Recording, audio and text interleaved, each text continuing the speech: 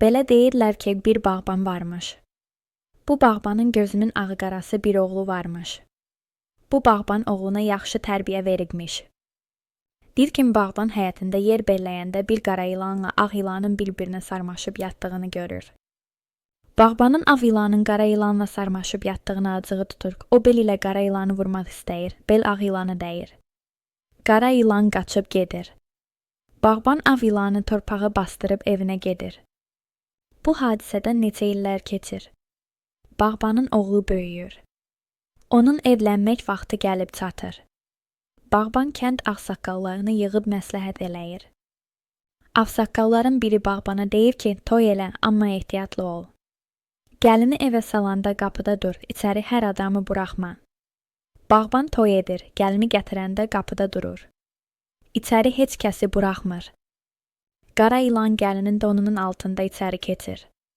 Gecə neçə dəfə istəyir ki, bağbanın oğlunu çalsın, eşikdəki adamların bağbana etdikləri duanı eşidib oğlanı çalmır.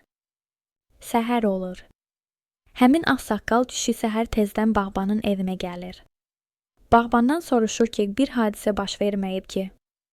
Bağban söyləyir ki, yox. Ağsaqqal deyir, oğlum yatan otağa keçək. Həmin otağa keçirlər. Ağsaqqal deyir, döşəyi qaldırın. Döşəyi qaldırırlar, altından qara ilan çıxır. İlan getmək istəyəndən ağsaqqal onu saxlayır.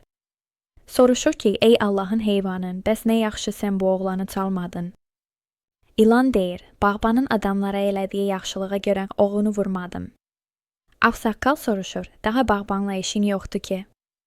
İlan deyir, bağban mənim istəkli sevgilimi öldürüb, mən də onun bircə oğlunu öldürməliyəm. Ağsaqqal deyir, sənin sevgilini diriltsəm bağbandan əl çəkərsənmi? İlan deyir, yox. Ağsaqqal səbəbini soruşur. İlan deyir, bu hadisədən 10 il keçib. Mənim sevgilim həmənki kimi qalıb, mən isə qocalmışam. Ola bilsin ki, o daha məni sevməsin. Ağsaqqal deyir, səni necə cavanlaşdırsam bu bağbandan əl çəkərsənmi? İlan xeyli düşünür. Nəhayət razılaşır. Ağsaqqal bağbandan soruşur, ağ ilanı harda bastırdığını bilirsənmi? Bağban deyir, bilirəm. Həmən yerə gəlirlər. Bağban yeri qazır, ağ ilanı çıxarırlar. Ağsaqqal onu dirildir. Ağ ilan doğrudan da qara ilana nisbətən cavan olur. Ağsaqqal qara ilanı cavanlaşdırır. Hər iki ilan qol boyun olurlar. Sonra qara ilan ağsaqqalla xudahafizləşib gedir. Özü də söz verir ki, bir də bağbanla işi olmayacaq. Bağban da ağsaqqala minnətdarlıq eləyir. O gündən bağban şad-xürrəm ömür sürməyə başlayır.